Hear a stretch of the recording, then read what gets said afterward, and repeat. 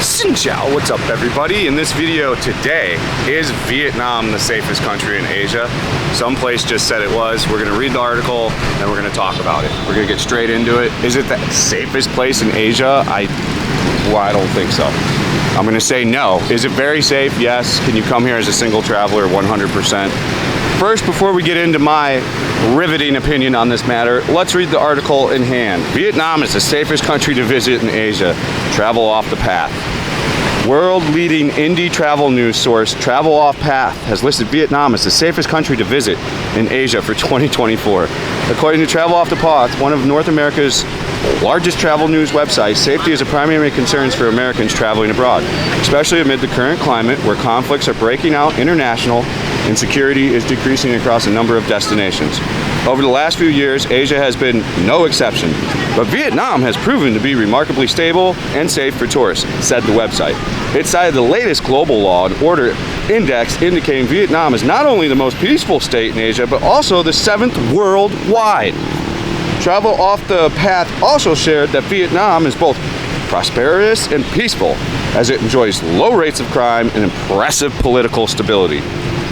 In terms of tourist offers, the website noted that Vietnam is ideal for slow travelers and backpackers seeking to reconnect with nature and expose themselves to a culture that is almost entirely different from their own, especially for those coming from the northern hemisphere.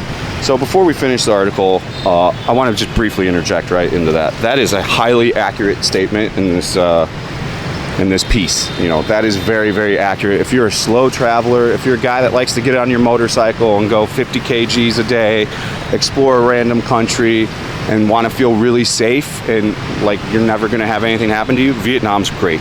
Really great to do that in. Now I'll say, if you get pissed drunk at 4 a.m. or 3 a.m. and you're walking around and fumbling your phone in pockets and you're dropping your wallet, somebody's going to steal that stuff from you here. I mean, it is very safe, but it's not quite what this article seems. We'll get back into what I really think about this article after I finish it.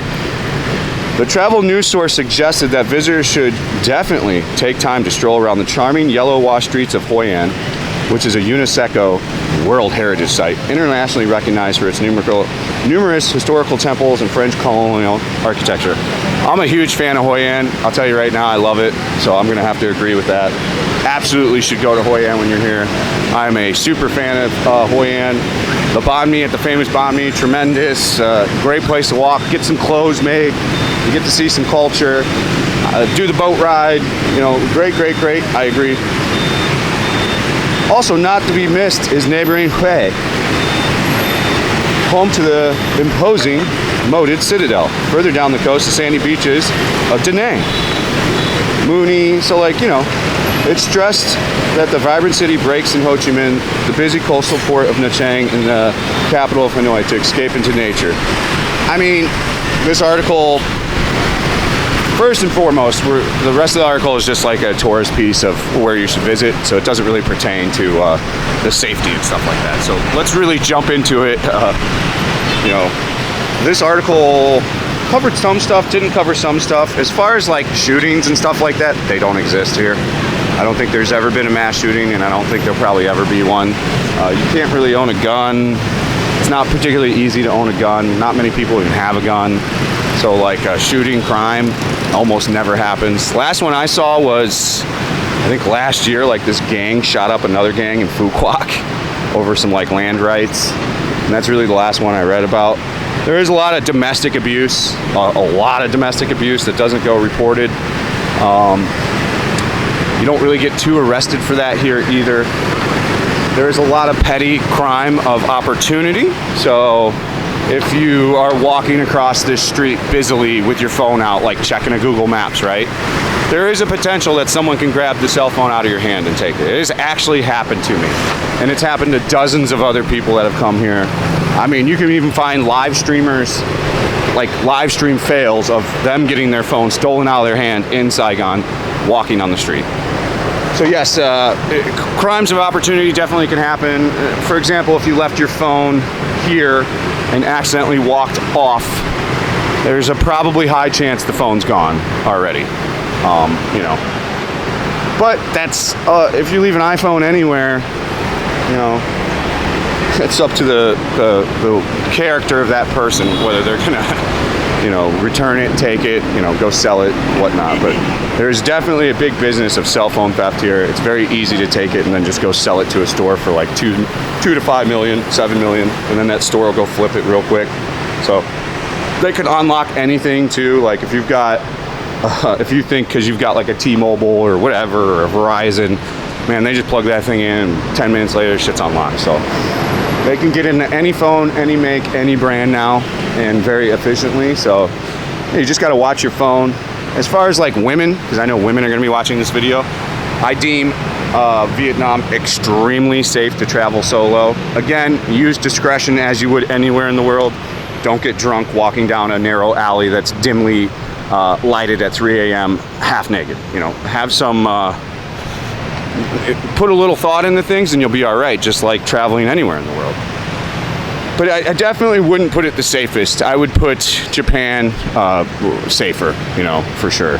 I don't know, there might be more crime and on the whole and stuff, but, you know, for the most part, you're not going to see too much of any kind of crime really in Japan. I mean, you're just not. You can leave your phone right there, and if somebody finds it, they're going to track your ass down and get that phone back to you. Drop the wallet, same thing. Like, there's a very high chance you're going to get.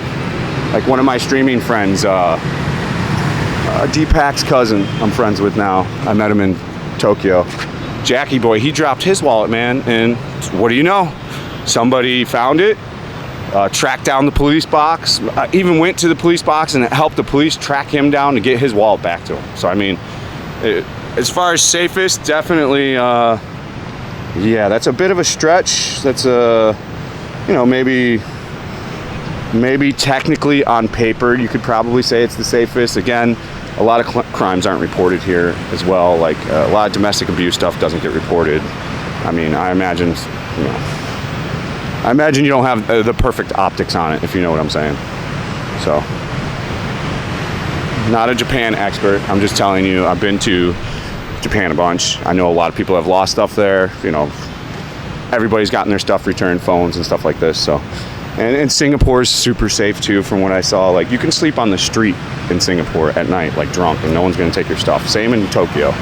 Here, if you slept on the street drunk, you're probably gonna wake up with nothing on you. So I mean, these are vast differences. So to say safest, no. Is it extremely safe? Can you travel here solo as a woman? Are you gonna have to be worrying about stuff? Are you gonna get mugged and all this? Not gonna happen. In fact, I've never even read about a mugging really. So I mean, really it's just crimes of opportunity that don't involve violence. And any real crimes that happen is usually Vietnamese on Vietnamese. So yeah, plan your trip to come here. It's safe. Is it the safest? I wouldn't quite say that.